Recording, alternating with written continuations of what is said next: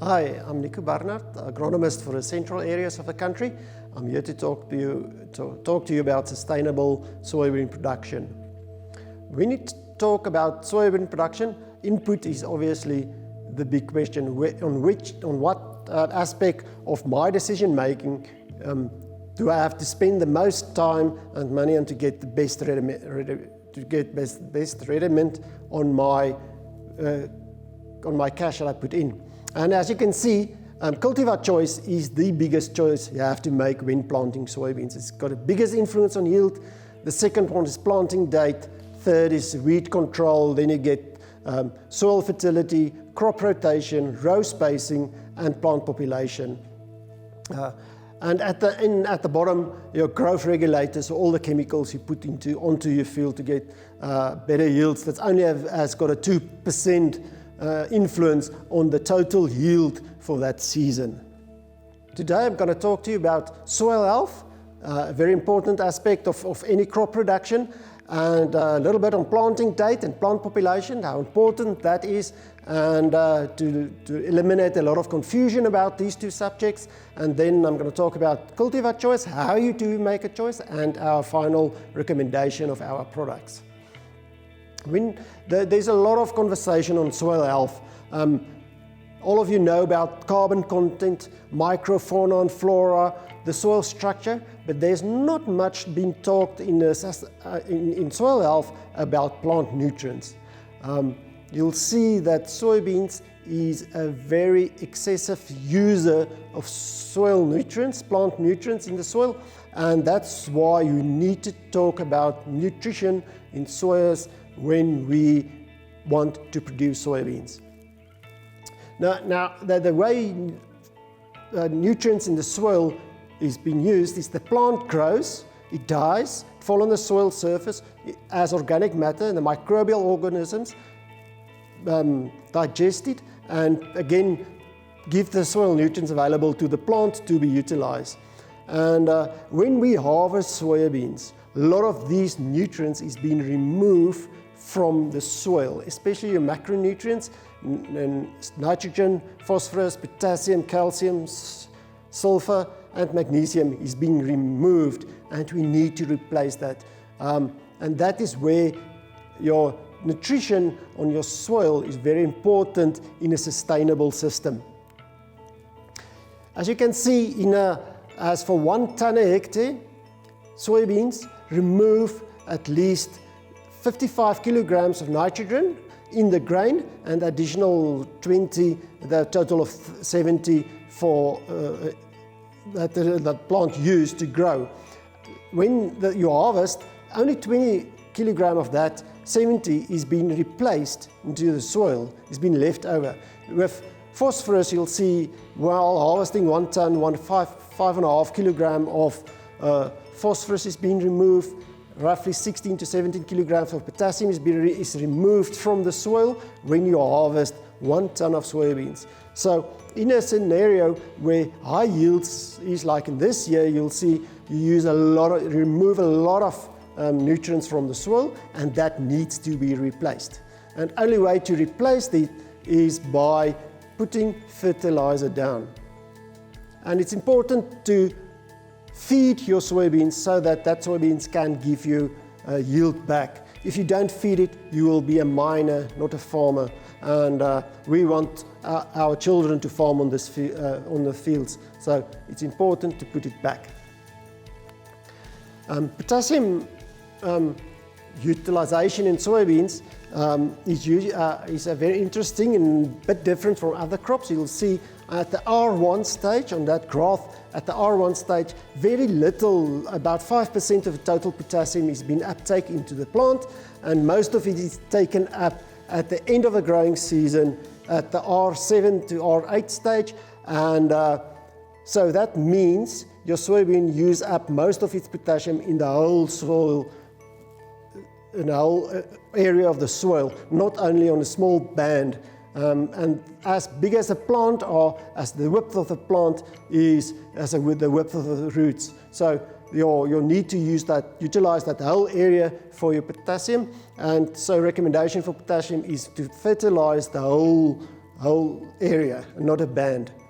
For phosphorus, it's very much the same, but on your R1 stage, you'll see that nearly a quarter of phosphorus has already been uptaken by the plant, and that phosphorus has been used by rhizobium bacteria to fixate nitrogen, and it stimulates side shoots from your soybean. So that's the reason a bit more for phosphorus has been used. So my recommendation is when you apply phosphorus to your crop, put in a quarter at planting beneath the seed, and the rest you can broadcast on a whole soil surface. For nitrogen in soybeans, it's a huge user of nitrogen. It's a protein product, and most of this nitrogen is going into the protein in the seed. And you'll see 12.5 ton of maize has got the same amount of nitrogen being used as in 4 ton soybean yield. So you need to keep that in mind. If you want to harvest more than that yield, you have to apply extra nitrogen. If you look at this graph, you'll see that the red bar is your soil supplied nitrogen. Usually this nitrogen is naturally occurring in the soil, and the grey bar is your rhizobium, and the orange bar you'll see is rhizobium and the soil together, and there roughly at 4 tons a hectare you'll see that you need extra nitrogen to get that higher yield. So in an environment, especially in irrigation, where you want to get a higher yield, you have to apply extra nitrogen to supply that to the plant so that nitrogen can be utilized by the plant. On planting date and stand, it's a little bit a controversial area. You'll get a lot of people with a lot of opinions, and I want to clear it up a bit so you'll understand how environment, planting date influence each other on what is the ideal stand for you. In good growing conditions, that is where there's enough nutrients and enough water and temperature, you'll see your plant can make extra shoots and side stems, and that will increase the yield. For every plant, every leaf you produce on your plant, the more leaves you can produce, the higher yield, due to the fact that your flowers is in the axil of the leaf, between the main stem and the leaf, and that is where your flowers is produced. To produce more leaves, you can produce a higher yield. And it can only be done by 2 ways. It's by increase the plant population or produce more side stems of your plant. And that's influenced by the conditions.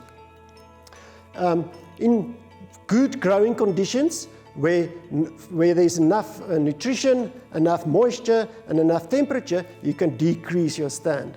And in an area where the nutrition is not that good, moisture might be a problem, and in cool weather, you have to increase your stand to make sure that there's enough leaves being produced in that area. So in high potential, good soils, well-drained soils, I would recommend a lower stand of not less than 190,000 plants per hectare, but in lower potential areas, I would recommend a higher stand so that the plants can make up, the more plants can make up for the fact that the plants will produce less side stems.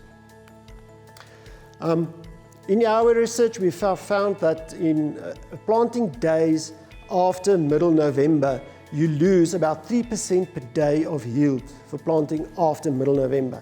So the only way you can make up for that loss, if nature forces you in planting late, is by planting a bit higher population, so that there's more plants per plant, due to the fact that soybeans produce a leaf every 3.5 days. The new leaf is produced, and if you plant late, there's not enough time to produce enough leaves to get a high yield. So it's important to have more yields by having a higher population, and that is very true to all types of cultivars.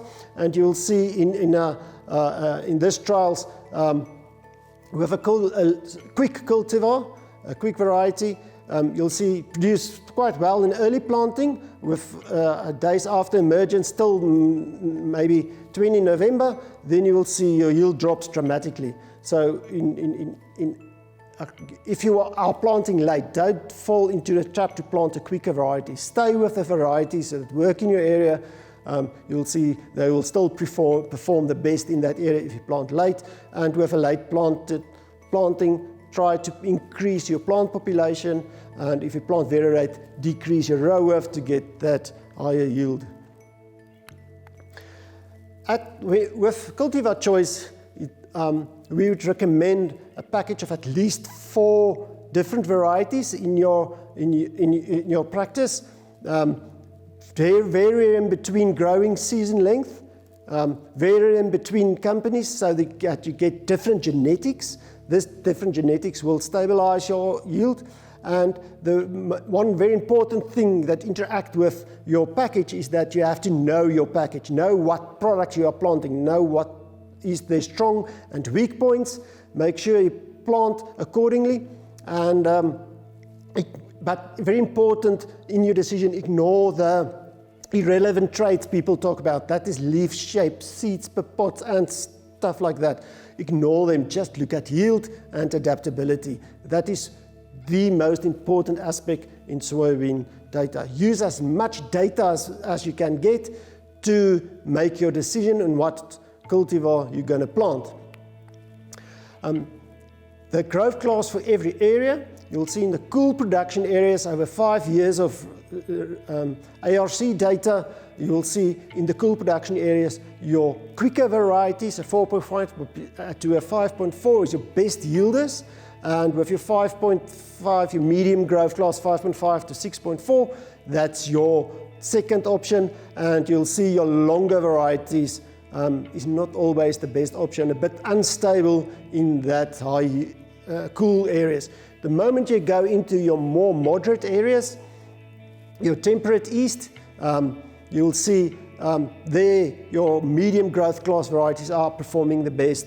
Your 5.5s to 6.4s, that's where your stability lie, and you can also use the longer varieties to stretch your harvesting. And in the warm west, stay away from your cool, your quick varieties. Stay with your mediums and your bit longer growers. That's where stability is in the warm west. If you look at Pannar's package, we've got quick varieties, medium and late. Our quick varieties, 1479, the new guy, 4.6, I think is a cultivar you can incorporate, especially in the cool production areas where it is a very good product, adapted for all that cool areas, alongside 1532, the older guy. And for your mediums, we've got 1555 and 1521, the stable one. And at your late, we've got 1644 and 1653. For your cool production areas, we recommend at least 50% of all your varieties must be quick. 40% mediums and a little bit of late just to increase your harvest time to make it a bit easier for you and your combine. At your temperate areas, we would recommend half of your cultivars must be a 5.5 to a 6.4, and that will give you stability. And then your longer guys with a little bit of your quicker varieties just to get you into start and harvesting. And temperate west, the warm west, I would recommend not to use the quick varieties, only use your mediums and your lates and make sure that the stability is there. So to conclude, our package we deliver, I think for the cool production areas, my recommendation will be 1532 and 1479 for your quicks. For your mediums, 1555 at the must, 1521, and for a long cultivar, 1644.